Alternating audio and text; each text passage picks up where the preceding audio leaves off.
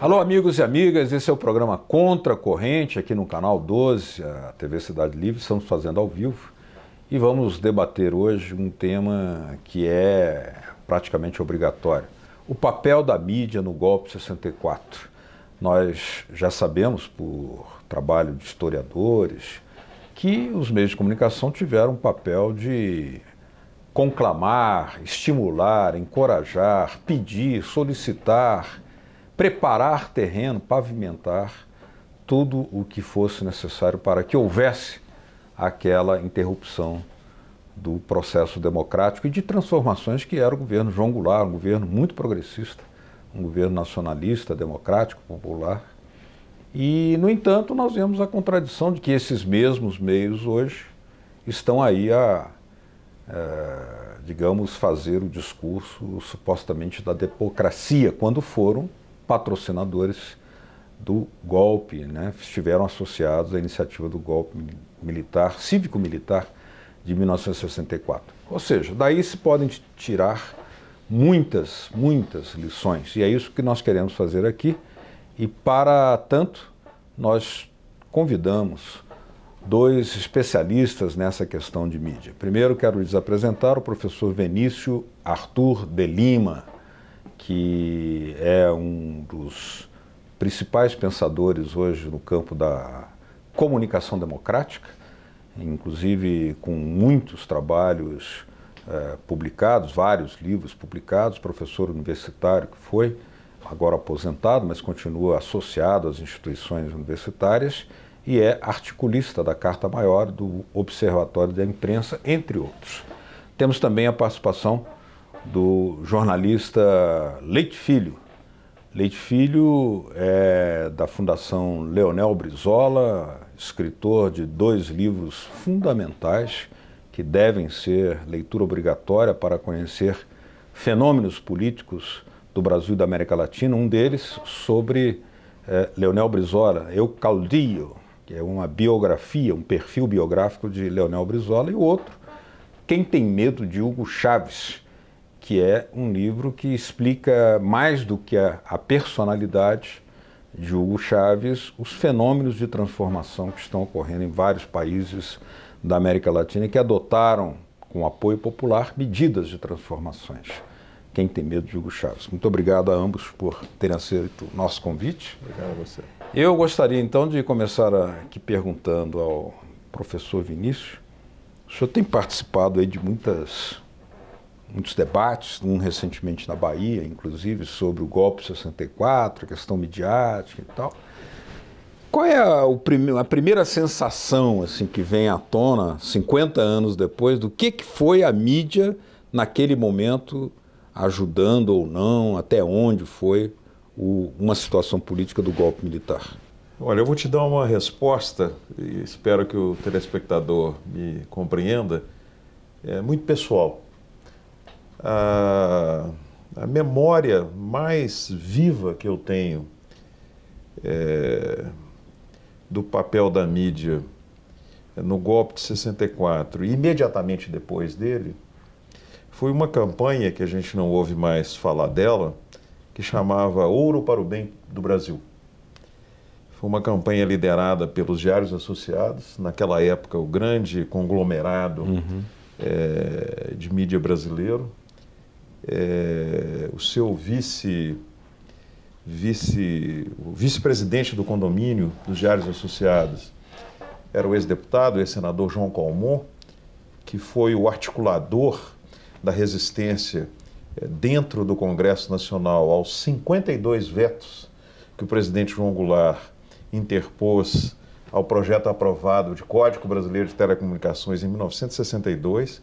Essa articulação já fazia parte do movimento de preparação, do movimento golpista, na verdade, porque o mesmo João Calmon depois liderou a construção do que se chamou Rede da Democracia, que era uma articulação dos 3 principais jornais do Rio de Janeiro e das emissoras de rádio ligadas a esses jornais, o Globo, o Jornal do Brasil e o Jornal.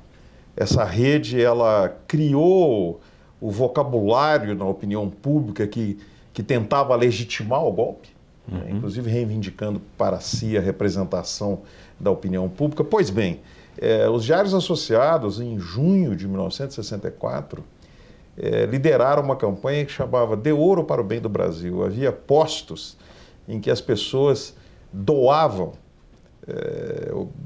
joias pessoais, alianças, brincos, etc. E a minha memória, eu era um rapaz de 19 anos, mas a minha memória, e que foi uma coisa que nunca eu me esqueci, nunca consegui me esquecer, é de uma tia querida minha, irmã da minha mãe, que doou a aliança dela e do marido. Na boa fé, uma pessoa muito religiosa, católica, etc. E, evidentemente, houve uma parcela majoritária da Igreja Católica que também apoiou o golpe. E ela doou aquilo, e eu me lembro que eu, evidentemente, eu era militante político estudantil, militante de ação católica, etc., e desconfiava profundamente daquilo, que era uma campanha maciça, né? Eu morava em Belo Horizonte, os Diários Associados tinham a principal emissora de rádio, o principal jornal, o principal vespertino, e era uma coisa avassaladora, e as pessoas de boa fé entregaram. Então eu cito isso, e é a primeira vez que eu estou falando sobre isso em público, mas eu cito isso e nunca mais se soube, esse aqui é um ponto-chave, do que foi feito com ouro. O primeiro depoimento registrado é que um mês depois, logo depois, já havia 400 quilos de ouro, né? E nunca se soube a destinação disso, e nem há registros sobre que fim tomou isso, né? Então, quando eu vejo hoje, né, esse mesmo grupo publicando matérias sobre o golpe de 64, com uma alteridade cínica, porque como se não tivesse tido nem tivesse nada a ver com o que aconteceu, né? Eu acho isso um exemplo emblemático, né, de um simbolismo muito grande, de um certo cinismo da mídia brasileira em relação à sua participação e envolvimento com o golpe de 64. E acho que é importante também a gente não esquecer que a mídia brasileira, a grande mídia brasileira, ela sempre foi conservadora. A posição dela no golpe de 64 não foi a primeira demonstração desta posição, né, contra, sobretudo, em defesa de uma democracia não popular. Né? A grande mídia brasileira e a elite brasileira sempre tiveram um medo muito grande da participação popular. Então, só para dar um exemplo conhecido, esse comportamento da mídia brasileira, e mais ou menos dos mesmos grupos que agiram em 64, aconteceu também no movimento que provocou o suicídio de Getúlio em 54. Sem dúvida. Então, a posição da mídia brasileira em 64, ela é apenas mais uma expressão dos interesses que esses grupos, que são basicamente os mesmos que ainda estão por aí, sempre defenderam. Sempre foram anticomunistas, sempre foram conservadores, sempre foram alinhados com a política externa dos Estados Unidos, e sempre defenderam, embora fazendo um discurso liberal, nunca foram liberais democráticos, né? Sempre foram liberais elitistas não democráticos. Jornalista Leite Filho, como que você vivenciou essa experiência do golpe, embora na sua juventude, né? Mas é importante, tal como o professor Vinícius aqui relatava, qual foi a primeira percepção, né?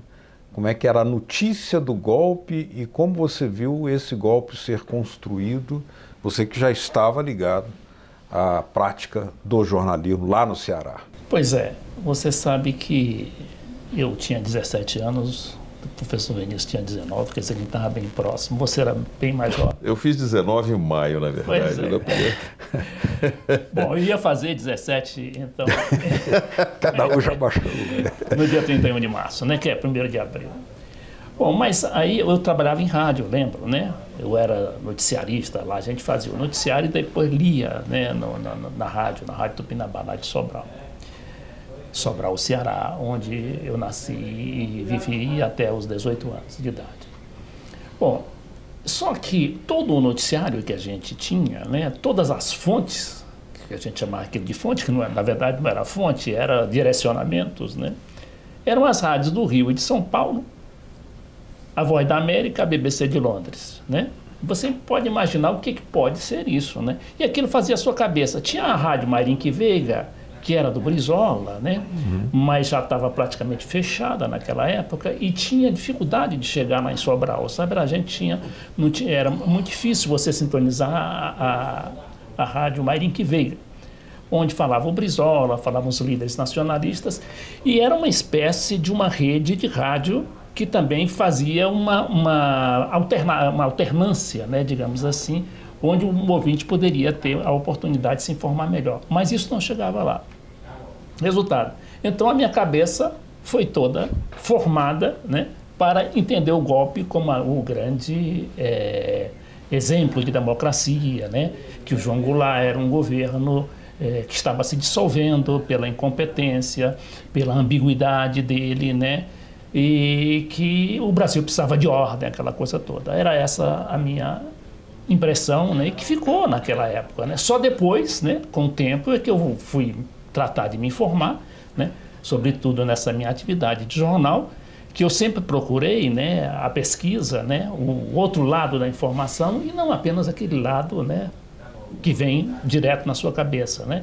Esse é que é o grande problema da mídia, que persiste até hoje, né?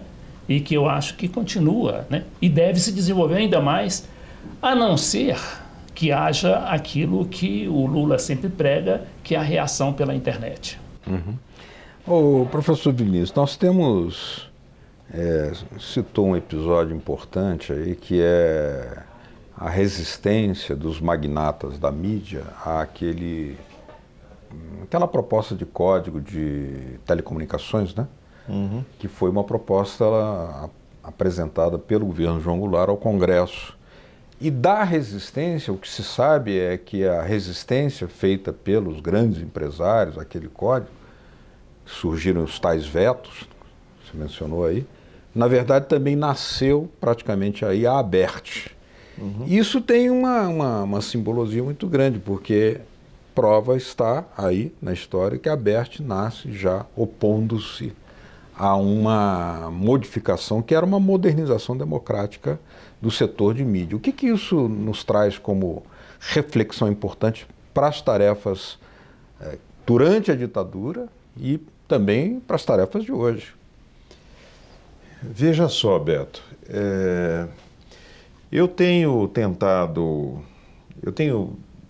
a ocasião dos 50 anos do golpe, e, como você disse, eu tenho participado de diferentes debates, e eu tenho tentado refletir sobre a herança do período autoritário em relação à mídia, e tenho chegado à conclusão, inclusive expus isso na minha participação no fórum lá sobre autoritarismo na Bahia, que está acontecendo essa semana. Eu tendo a acreditar hoje que a estrutura do sistema de mídia no Brasil, sobretudo da radiodifusão, mas não exclusivamente por peculiaridades históricas brasileiras, os grandes grupos de radiodifusão são também os grandes grupos, com uma ou outra exceção, os grandes grupos da mídia impressa, são grupos multimídia, mas eu tendo a achar que essa estrutura, ela na verdade, ela independe de governos, ela independe, ela funciona independentemente de governos, ela funciona independentemente do partido ou da coligação partidária que esteja no poder, E ela, historicamente, essa estrutura, os interesses, os atores políticos dos principais grupos de mídia no Brasil, ela tem historicamente conseguido formar uma maioria congressual que tem impedido as transformações legais que poderiam operar alguma transformação na área. Por que eu falo isso? Se você vê os dois decretos que iniciaram a regulação da radiodifusão no Brasil, de 30 e outro de 31, no tempo do governo transitório, logo depois da Revolução de 30, não é? Antes da Constituição de 34. Nesses dois, sobretudo no segundo decreto, que é de 32, já há uma opção importantíssima, que é a opção de priorizar a exploração da radiodifusão pela iniciativa privada. Nesse mesmo período, em outros lugares do mundo, estava se fazendo a opção oposta. Por exemplo, na Inglaterra, a opção foi que o Estado a prioridade seria o Estado explorar a radiodifusão. Foi daí que surgiu a BBC, embora a BBC tenha surgido inicialmente como uma cooperativa, só depois que ela virou estatal. Daí, desse decreto aí só tinha rádio, né? Até 62, não acontece nada fundamental que altere a configuração do sistema. Mas em 62, a batalha dos vetos é exatamente para confirmar o caráter privado, para confirmar uma simetria que foi se acelerando com os anos na regulação do serviço público de radiodifusão em relação às outras concessões de serviço público, porque o serviço público de radiodifusão ele tem privilégios com relação a prazos, renovação, cancelamento de concessões que nenhum outro serviço público tem, e sobretudo em relação às omissões da legislação, que não há controle da propriedade cruzada. Estou dando alguns exemplos mais importantes. E não há impedimento com relação à participação de políticos, de vínculo de políticos no exercício do mandato e as concessões de radiodifusão, que não existe em nenhum outro lugar do mundo. Então, o que você tem, na verdade, por incrível que pareça, é que o único decreto, a única norma legal que tenta estabelecer limites ao número de concessões locais, regionais e nacionais para a mesma entidade, que é o termo da legislação, grupo de mídia, é um decreto de 67, que é o mesmo decreto que criou o Ministério das Comunicações, ao tempo em que o presidente era o general Castelo Branco, né? Muita gente não sabe também, isso é uma coisa que é importante, que durante o governo Geisel, o ministro das Comunicações foi talvez o único ministro das Comunicações até hoje que tenha verbalizado publicamente a ameaça que os grupos privados de mídia representavam para o controle da opinião pública nacional. O ministro Euclides Conde de Oliveira, que faleceu recentemente. E no governo Figueiredo, apesar no final do governo Figueiredo, o governo Figueiredo ter sido talvez um dos maiores, o Poder Executivo aí usou as concessões de rádio e televisão como moeda política, talvez tenha sido o segundo maior governo da história brasileira que fez isso, porque o primeiro foi o governo Sarney. Mesmo assim, no início do governo Figueiredo, houve um enfrentamento com um grupo privado importante, quando houve a cassação das concessões ligadas à Rede Tupi, que o grupo Abril queria uma concessão e não levou, né? Então, veja só, e depois disso, o que acontece na Constituição de 88, nós todos sabemos, houve avanços com relação ao fim definitivo da censura estatal, censura do governo, que evidentemente não é a única, nem muitas vezes é a mais importante.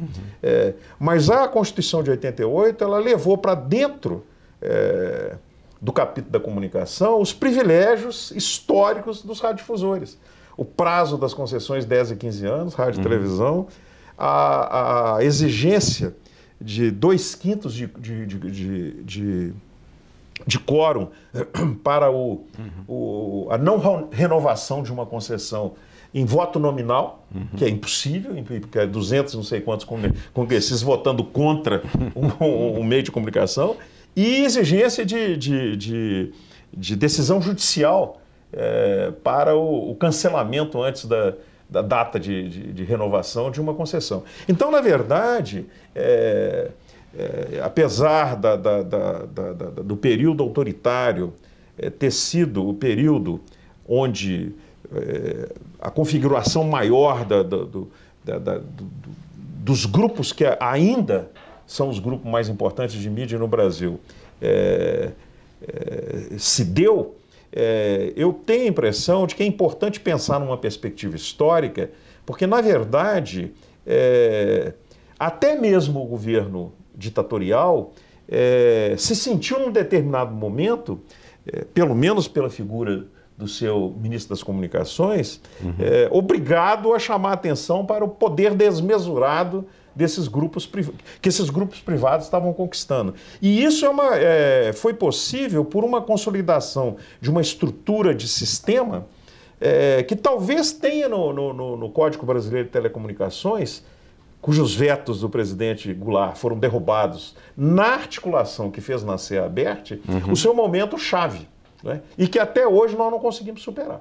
Até hoje. Até hoje nós não conseguimos superar. Leite Filho, nós temos, por essa avalanche de informações que estamos vendo agora revelar, algumas de alguns anos para cá, mas outras agora também, sobre uma enorme dívida informativo-cultural que se acumulou contra os direitos dos brasileiros, né, ao longo desses 50 anos de golpe, por uma participação da mídia que é um trabalho sistemático de adulteração, sonegação e, digamos, repressão à cidadania, né, adulterando a própria história, né? Por exemplo, aquela frase, aquele diálogo entre o presidente John Kennedy e o embaixador Lincoln Gordon, ele fala: não, mas nós não deveríamos dar um golpe. Por que não damos um golpe no governo, não mandamos uma invasão militar ao Brasil, contra o Brasil, para assegurar os interesses norte-americanos? Quanto tempo isso passou sonegado, né? E assim muitas outras histórias. Será que a gente teria condições de avaliar o tamanho dessa dívida informativa cultural contra o povo brasileiro, mas debitando-a na conta da mídia, no seu papel antidemocrático? Beto, você sabe que não há democracia sem informação livre, né? Se a informação for dirigida, já começa a ditadura por aí, né? Se você só tem uma fonte só, impingindo a informação, e não tem o contraditório, ou o contra-relato, como falam os nossos amigos hispânicos aqui da América Latina, você não tem democracia, né?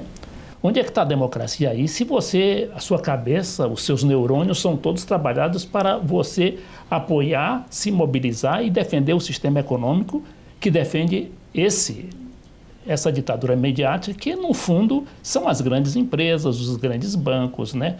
As grandes transnacionais. E são tão poderosos esses setores que controlam até os poderes nos Estados Unidos e na Europa. A gente está vendo isso agora, né? O próprio presidente, né, Obama, o pau que ele leva ali naquela Fox, né? Todo dia, diuturnamente, o próprio presidente dos Estados Unidos. Bom, então o que é que acontece? Mas nós, eu acho, né, que tivemos muitas lições, muitas experiências, e já temos algumas, algumas reações importantes, né? A primeira reação foi a da Venezuela, né? Quando o presidente Chávez, muito consciente desse problema midiático, ele concentrou toda a prioridade do seu governo em fazer uma alternativa midiática, né? E olha que ele, contudo, ali a Venezuela era um protetorado dos Estados Unidos, né? O serviço de informação da Venezuela, a tal da DZIP, era ocupada pela CIA, né? Ocupada totalmente pela CIA. O SNI deles. Pois é, o SNI deles. Que não era propriamente só SNI, era informação, era Polícia Federal, era tudo, né? Era um conglomerado. Tanto é que sempre se dizia que não havia necessidade de os Estados Unidos fazer agência de informação lá na Venezuela. E tinha em todos os países, menos na Venezuela, porque controlava... Já estava dominado. Pois é. Então, o que é que ele fez? Ele fez uma lei de mídia, né? Que também é até democrática, porque permitiu muita gente, inclusive a deposição dele em seguida, né? Quando todas as televisões, né, do país inteiro chegaram a derrubar o presidente e prender o presidente em 48 horas. Mas só que houve aquela reação popular muito grande, justamente facilitada por essa legislação, né, que criou muitas rádios comunitárias, TVs comunitárias, e a população foi advertida, né, avisada daquele golpe, aquilo tudo. Então se revoltou e, de repente, o Chaves preso, e estava 2 milhões de pessoas na rua pedindo a volta do Chaves. E aí ele voltou ao poder e continuou, né, principalmente fortalecendo a mídia estatal para enfrentar, né, a mídia comercial. E por aí, e sobreviveu o governo, né? Fez, e até hoje, o regime sobrevive até hoje com isso, né? Que dizem que apenas 10% da população, só atinge 10% da população. Os 90% é da mídia comercial. E em seguida nós tivemos também, há uns 4 ou 5 anos depois, a lei de mídia, né? Lá da Argentina.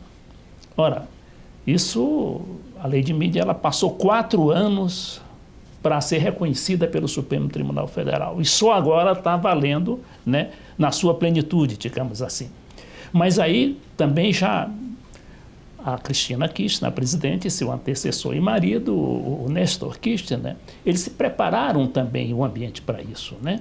Prepararam o governo para isso. E hoje a Argentina pode dizer também que tem pelo menos uns 10 a 15% da audiência, né, por causa da força estatal nisso. Então, há necessidade, né, quer dizer, que os presidentes, né, os chefes de governo, os líderes populares, eles se preocupem com isso. Porque se não se preocuparem, eles serão inapelavelmente derrotados e até afastados do poder por causa disso. Qual é a explicação, Vinícius, para que nós aqui não tenhamos isso que o Leite terminou de dizer no seu último raciocínio, que os presidentes, embora possam até ter a preocupação, não concentrar um grau de prioridade num esforço para a democratização da mídia, embora o Lula tenha feito a Conferência Nacional de Comunicação, mas não teve segmento. Então hoje nós estamos com uma situação de profundo desequilíbrio em relação ao que podem dizer os empresários e em relação à voz praticamente não se ouve da sociedade. Roberto, eu estou convencido de que essa é a pergunta mais importante que nós precisamos de responder. Por que o Brasil é diferente, não só dos nossos vizinhos latino-americanos, como o Leite já mencionou, mas por que no Brasil não ocorre o que hoje é praticamente uma unanimidade nas democracias que tradicionalmente serviram de referência para o debate da democracia liberal. A regulamentação democrática. A regulamentação democrática da mídia. A regulamentação que garanta que mais vozes participem do debate público. Né? Que garanta um princípio liberal, que é o princípio da pluralidade e da diversidade. Você veja bem o seguinte... Um princípio liberal? Um princípio liberal, claro, um princípio... Nem isso. Totalmente liberal. Você veja bem o seguinte, no ano passado, na verdade no ano retrasado, o resultado é que aconteceu em 2013, a União Europeia, ela comissionou um grupo de alto nível, presidido por uma mulher que foi ex-presidente da Lituânia, se não me engano, e com mais 4 ou 5 membros altamente qualificados, para produzir um documento de recomendação aos países membros sobre pluralidade e diversidade na mídia. Dada a centralidade deste princípio para a sobrevivência e reafirmação democrática na União Europeia. Esse grupo produziu um documento, eu vou dar um exemplo. Produziu um documento que tem 30 recomendações. Uma das recomendações é que era obrigação dos estados financiar a mídia que, importante para a pluralidade e a diversidade, não pudesse sobreviver comercialmente. Ou seja, em nome da democracia, da pluralidade e da diversidade, a União Europeia recomendou formalmente aos Estados-membros que ajudassem que distribuíssem recursos públicos para fortalecer o que nós aqui chamaríamos de mídia alternativa. Essa TV comunitária aqui, por exemplo, que não tem apoio. Eu ia chegar aí, você já me sacrifício. Eu ia chegar aí, você já me antecipou, porque você sabe tão bem quanto eu que quando a velha lei do cabo, que não existe mais, estava sendo discutida e votada, nós fomos derrotados quando queríamos que se criasse um fundo para financiar exatamente as TVs comunitárias que estavam sendo criadas pela TV a cabo. Mas, além disso, você veja bem o seguinte, o governo brasileiro tem hoje uma política de distribuição de recursos publicitários através da Secretaria de Comunicação da Presidência da República, que usa o que se chama critérios técnicos, que são exatamente os mesmos critérios, eu tenho dito, que um fabricante de salsicha usa para anunciar a sua mercadoria, né? Então, toda a justificativa do investimento é feita em termos de audiência, em termos de circulação, que são os tais critérios técnicos. Isso contraria não só as orientações, por exemplo, da União Europeia, mas isso, eu já argumentei isso detalhadamente, contraria as normas e princípios fundamentais da Constituição brasileira. Tanto do ponto de vista da responsabilidade do Estado em relação ao direito à comunicação, à liberdade de expressão, quanto do ponto de vista da atividade econômica. Porque ao fazer isso, as verbas oficiais elas estão servindo para consolidar os oligopólios. E, portanto, para consolidar uma situação de cerceamento da liberdade de expressão, né? Que impede, historicamente, que mais vozes participem do debate público. Leite, se naquela época nós já tínhamos sentido falta de uma mídia democrática que pudesse ajudar na prevenção de ações golpistas, né? O professor Vinícius lembrou aqui no caso de 54 do Getúlio também, o Getúlio, um governo que ampliou os direitos dos trabalhadores, criou o Estado Nacional, criou a Petrobras, empresas, né, Eletrobras e outras empresas, Vale do Rio Doce, e foi sistematicamente combatida pelos empresários de mídia em nome da política externa norte-americana, que esses oligopólios aqui internos ecoavam, né? Será que hoje... Do anticomunismo, do período da Guerra Fria. É verdade. Bom, será que hoje nós estaríamos, dada a inexistência de regulamentação democrática, correndo o mesmo risco de vermos os meios de comunicação apostarem em iniciativas e aventuras golpistas contra governos que também defendem, no plano dos direitos sociais, das políticas sociais, interesse dos trabalhadores e das populações mais vulneráveis? Beto, eu acho, né, que tudo é feito para trabalhar seus neurônios, né? São as ideias. A guerra é das ideias, né? Então você hoje, por exemplo, já não usa mais o golpe militar, né? Usar a força bruta, né, para dar um golpe de Estado, você não usa mais isso. Você usa a sociedade, né? Recentemente o vice-presidente da Bolívia, o Garcia Lineira, né? Álvaro Garcia Lineira. Ele estava mostrando como aconteceu essa tentativa de golpe, não só de golpe, como de despedaçamento da Bolívia, né? Em 2008 agora. Foi. Então o que é que aconteceu lá? De repente, esta dita sociedade, né, insuflada pela mídia, pela CIA, né, pelo USAID, pela NED lá dos Estados Unidos, e tudo trabalhando. Pelas ONGs. E elas ONGs, pagas pelos Estados Unidos. Pois é, Estados Unidos e também pelos governos, né, locais, né, e pelas grandes empresas. Então ele estava dizendo o seguinte, olha, de repente, 70 instituições públicas no país inteiro tinham sido invadidas por grupos, né, grupos violentos, né, às vezes com armas largas, né, que eles falam longas, e aprisionavam gente e tomavam 70 instituições do Estado, né? Chegou a um ponto que 9 dos 6 estados, que eles chamam lá de província, aliás, 6 dos 9 estados, estavam totalmente controlados por eles, né? E o presidente não podia aterrissar em nenhum daqueles territórios. A força, né, de liderança, né, do Evo Morales, né, o apoio da Unasul, que foi lá, todos os seus chanceleres e até presidentes foram a La Paz, resolveu o problema, né? O apoio, quer dizer, esse apoio que hoje a Unasul está dando para a Venezuela, né?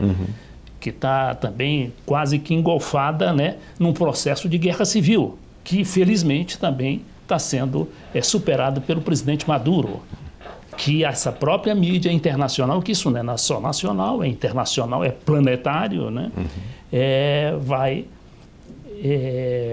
está querendo, né, voltar ao sistema neoliberal de antes da Venezuela e o mando das grandes empresas transnacionais de petróleo. Então, voltando à sua pergunta, eu acho o seguinte, que esses exemplos, né, todos, a força, né, que tem hoje a Unasul de contrarrestar, de se contrapor aos golpes, eu acho que isso, aos poucos, vai chegar ao Brasil, né? Vai chegar ao Brasil. As próprias empresas, a gente vê, por exemplo, notas em jornais, né, em televisão, dizendo que isso é perigoso e tal, de uma hora para outra podemos ver acontecer aqui no Brasil o controle social da mídia, que eles falam isso, né? Por que não tem que ter o controle social da mídia? Por que a mídia tem que ser incontrolável? Essa é outra pergunta, né? Por que ela tem que ser incontrolável? Ou controlada só pelos grandes grupos? Né? Porque todo o poder é controlado. Claro. O poder do Palácio do Planalto é controlado pelo Legislativo. O Legislativo é controlado pelo Judiciário. E o Judiciário pelo Legislativo e vice-versa. Né? Por que a mídia tem que ser o superpoder absolutamente controlável? Bom, nós estamos aqui quase chegando aos momentos finais do nosso programa. Eu pediria a vocês dois uma reflexão final do seguinte aspecto.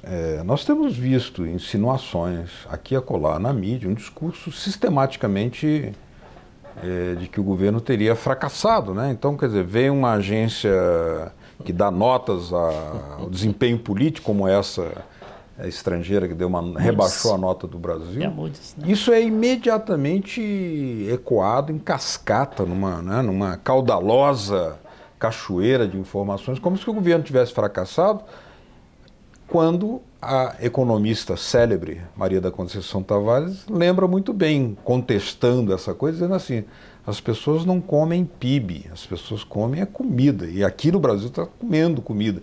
Mas pela mídia, parece que há um fracasso absurdo, quando até o próprio crescimento do Brasil, embora menor, é superior ao da França, é superior a vários países que tentam ou que têm a petulância de criticar o atual governo com o eco da mídia. Ou seja, a mídia estaria preparando o terreno para situações de instabilidade que podem ser aproveitadas por setores obscuros aí, professor?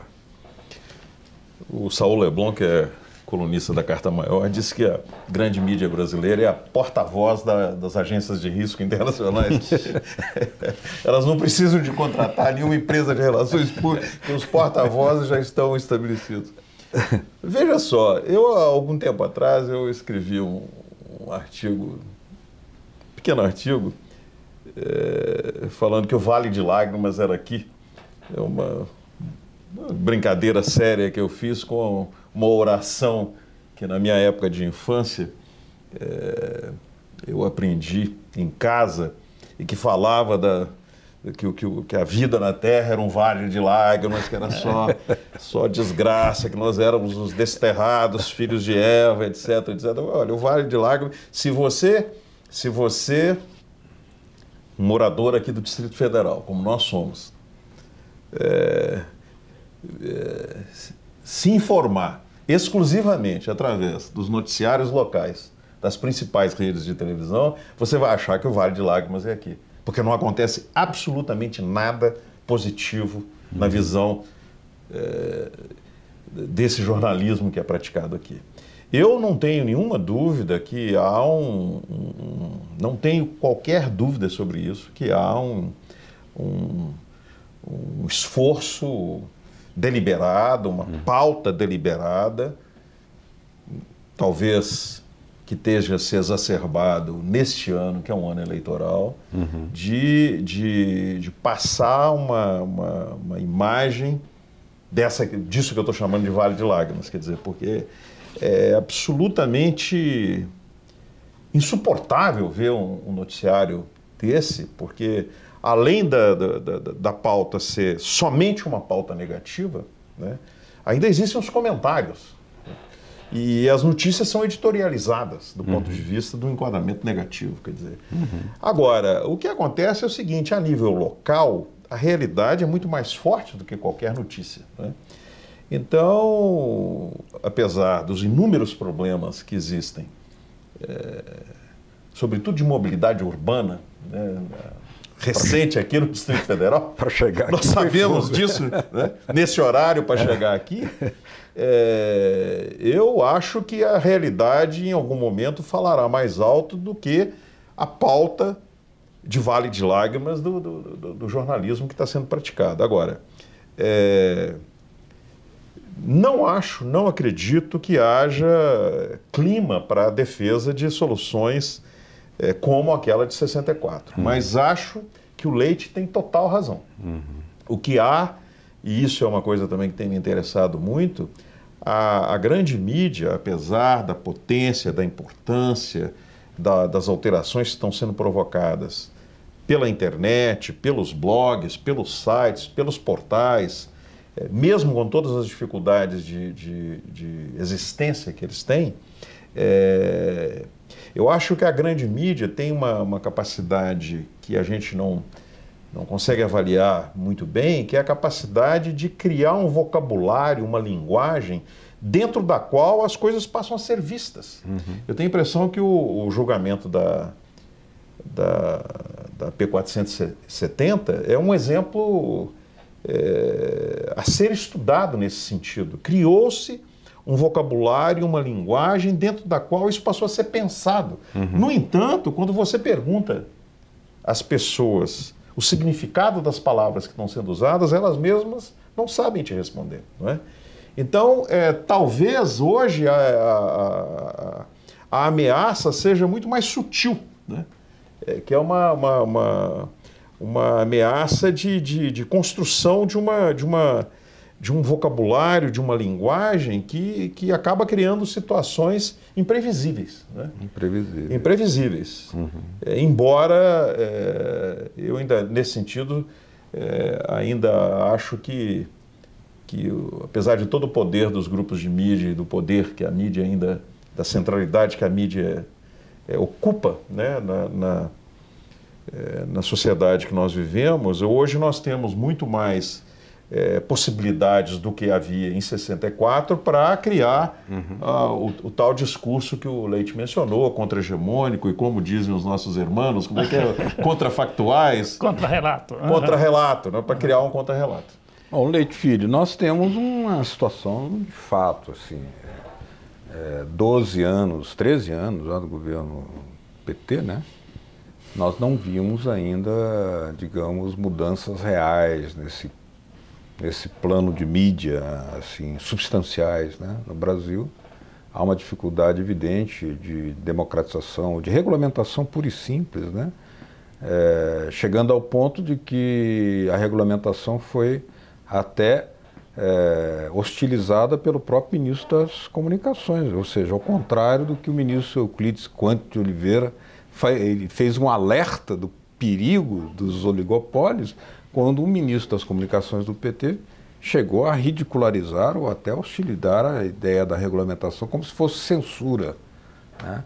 O professor Salomão Davi Amorim explicou isso muito bem aqui, o papel do Euclides Quanto Oliveira, né, questionando o poderio da TV Globo naquela época, mencionado aqui.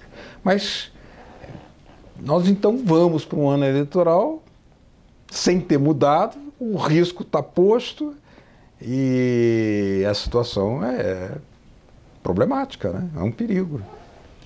Há incógnitas, não é? Na verdade, você sabe que o Lula, quando veio para presidente da República, ele veio porque ele era um homem moderado era um homem, né, era uma solução, e não deixou de ser a solução, né, porque se não fosse o Lula, nós estaríamos numa situação muito pior, nós estaríamos no neoliberalismo colombiano, né, porque ele fez muita coisa, e ele com aquele seu papo, né, aquela sua simpatia, né, agradando a uns e agradando outros, e foi avançando. Tanto é que é o seguinte, o Lula ia para a Venezuela defender o Chávez, né, ia para os comícios do Chávez defender o Chávez. Quando todo mundo dizia que o Chávez era ditador, eu disse, não, aqui é onde se realiza o maior número de eleições em que qualquer país do mundo. Como é que não é democrático esse país? Bom, e ao mesmo tempo ele foi avançando. E teve o seu programa social, né, com muita dificuldade, mas hoje, por exemplo, ele conseguiu aumentar, né, o número de contingente da classe média, que tirou da pobreza, né? Isso é muito importante. Agora, infelizmente, ele não teve poder para enfrentar a mídia. E se ele enfrentasse, ele seria derrubado. Inapelavelmente. Como? Aí você inventa uma coisa assim, tipo solução Collor, entende? Faz uma revolução ali dentro do Congresso e imediatamente demite o presidente da República. Aconteceu isso há pouco agora no Paraguai, vocês se recordam? Não tem 1 ano ou 2, né? O presidente foi depois para o Congresso, porque se levantou contra esses poderes. Pretexto qualquer. Né? Bom, mas eu acho o seguinte, que o governo vai ficar em cima agora, ele está em cima de uma pauleira violentíssima da mídia, começando hoje, né, com a declaração do presidente do Senado, que é um homem do governo, que admite a constituição, né, da CPI da Petrobras. Ora, a CPI o que é? A CPI é uma senha para derrubar o governo. E todo mundo pensa, geralmente, e os articuladores, né, dessa CPI, eles pensam na primeira CPI que houve no Brasil. Não sei se você recorda, professor Vinícius, a CPI da última hora do governo Getúlio Vargas. Claro que eu lembro. Né? Já estudei isso. Pois é, isso aí. Então, o que é que levou? A queda do Getúlio. Não foi? Isso lembra, verdade, né? é verdade. E depois teve a CPI do Collor, né? E agora a CPI da Petrobras. A mídia, né? Os grandes setores econômicos que sempre sabotaram a Petrobras, agora são os grandes defensores da Petrobras, que está engolfada no que seria o mar de lama, né? O mar de lama do Getúlio, está lá a Petrobras. Bom, isso aí vai ser uma senha para o golpe, que não será um golpe militar, mas será um golpe midiático, se o PT, e eu acho que o PT está muito bem informado e está muito articulado em termos de internet, né? Internet, inclusive, para se contrapor às mentiras e tudo, a internet vai ter um papel fundamental nisso, no desmentido da própria mídia. Eu acho que vai ser assim, entendeu? A campanha eleitoral, preparem-se os brasileiros, vai ser uma das campanhas mais violentas que já conheceu a história do Brasil. Campanha de mentiras, campanha de crises fabricadas. Se não houver aquilo que houve, está havendo agora, está acabando de acontecer, digamos assim, porque o presidente Maduro está superando a situação na Venezuela, né? Que são grupos armados que, espalhados pelo Brasil inteiro, no caso a Venezuela, eram 18 cidades diferentes, entendeu? Começar da fronteira lá com a Colômbia e tudo, se não acontecer isso. Mas eu acho que o momento não é para isso, e o próprio brasileiro, né, está bem consciente, apesar de toda a vacina midiática. Ainda há o recurso, é a possibilidade da volta do Lula, né, que não é uma carta fora do baralho, né, é uma discussão que não pode ser deixada de lado, porque numa partida tão decisiva você não deixa o titular no banco e joga com reserva. Bom, eu queria agradecer muito aqui a presença dos nossos 2 convidados, o professor Vinícius Arthur de Lima. Muito obrigado, professor. Obrigado a você. Enfrentar esse trânsito aqui agora, até só pelo compromisso mesmo com a regulamentação democrática da mídia e pelo debate democrático, que não se limitou apenas a pensar o 64, mas ao longo da experiência de 64, desses 50 anos, o que devemos, podemos e precisaríamos pensar a fazer hoje. Muito obrigado também, jornalista tarimbado, Leite Filho, jornalista político, autor de vários livros e também o editor do programa e do blog, site Café na Política. cafenapolitica.com.br. cafenapolitica.com.br. Muito obrigado, Beto. Muito obrigado, então, aos dois e a vocês de casa que nos acompanharam. Muito obrigado pela sua audiência. Até o próximo programa Contra a Corrente. Tchau.